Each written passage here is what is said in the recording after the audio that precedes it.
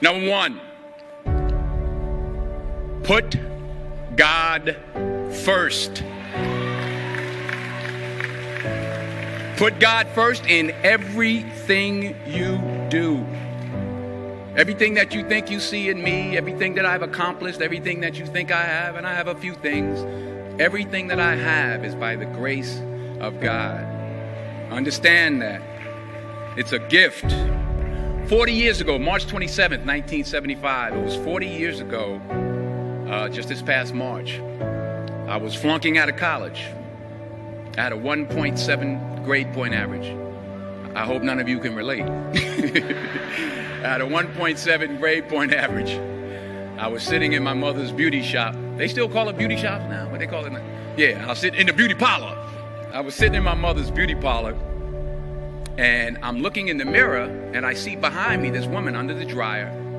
And every time she looked up, every time I looked up, she was looking at me, just looking me in the eye.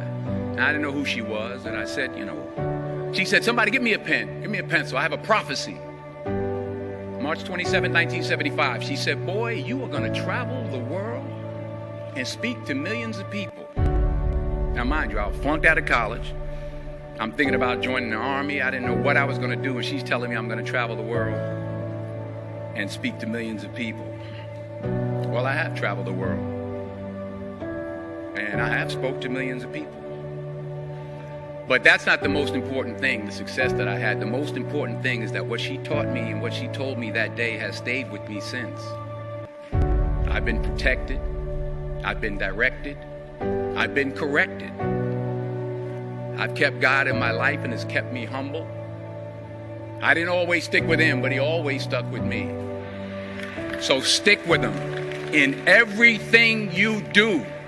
If you think you want to do what you think I've done, then do what I've done and stick with God. Number two, fail big. That's right. Fail big. Today's the beginning of the rest of your life, and it can be very frightening. It's a new world out there. It's a mean world out there, and you only live once. So do what you feel passionate about. Don't be afraid to fail. There's an old IQ test, was 9 dots. And you had to draw 5 lines with a pencil within these 9 dots without lifting the pencil. The only way to do it was to go outside the box. So don't be afraid to go outside the box. Don't be afraid to think outside the box. Don't be afraid to fail big, to dream big. But remember, dreams without goals are just dreams, and they ultimately fuel disappointment. So have dreams, but have goals. Life goals, yearly goals, monthly goals, daily goals. I try to give myself a goal every day.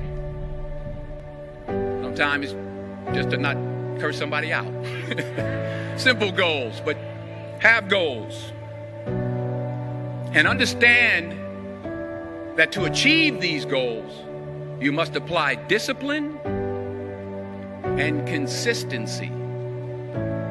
In order to achieve your goals, you must apply discipline, which you have already done, and consistency every day, not just on Tuesday and miss a few days.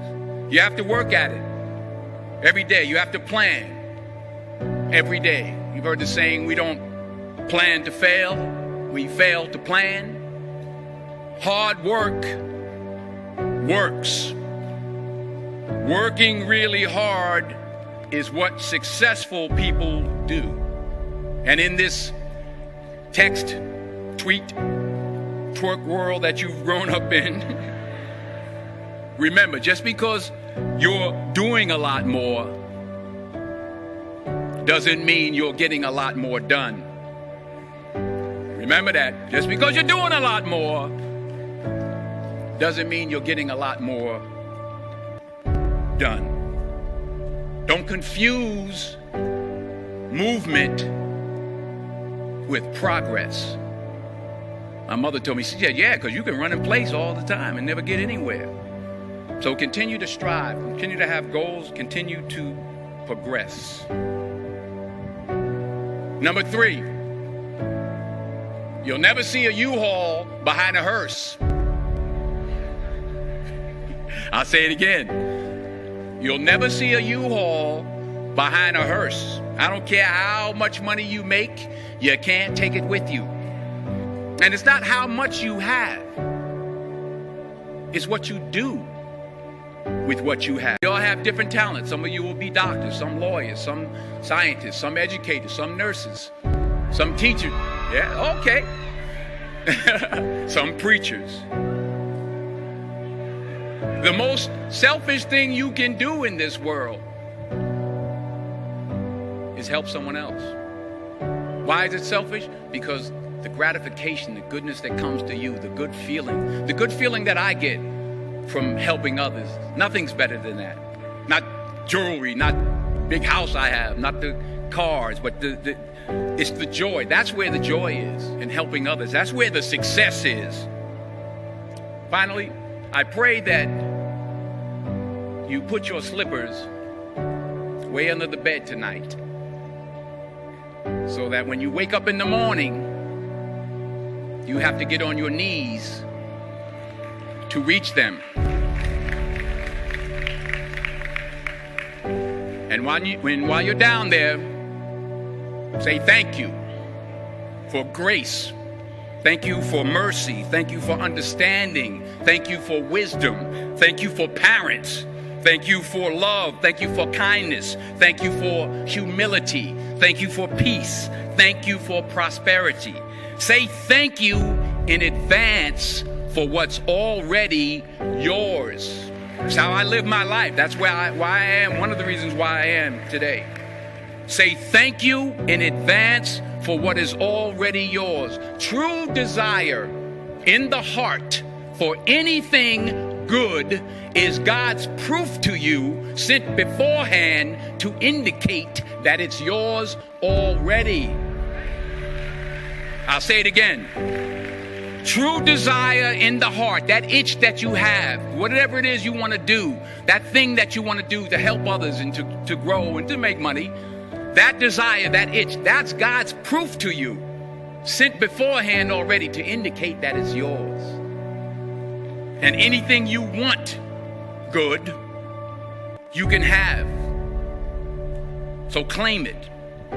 Work hard to get it. When you get it, reach back. Pull someone else up. Each one, teach one.